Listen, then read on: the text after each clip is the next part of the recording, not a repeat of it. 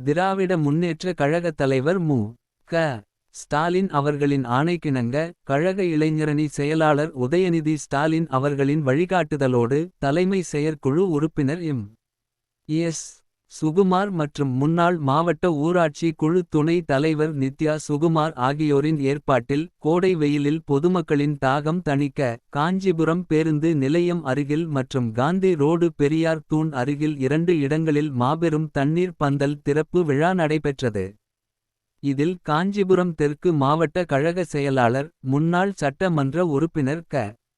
சுந்தர் அவர்கள் தலைமை ஏற்று ரிப்பன் வெட்டி திறந்து வைத்து பொது மக்களுக்கு இளநீர். மோர் கீரைக்காய் கிர்னி பழ சாறு குளிர் பானங்களை வழங்கினார்.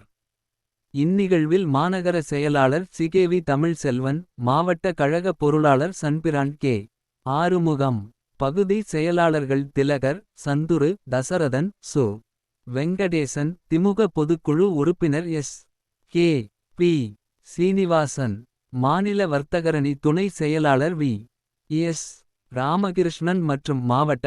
மாநகர ஒன்றிய பகுதி வட்ட கிளைக். கழக நிர்வாகிகள் கழக சார்பு அணிகளின் நிர்வாகிகள். உள்ளாட்சி பிரதிநிதிகள் கலந்து கொண்டனர்.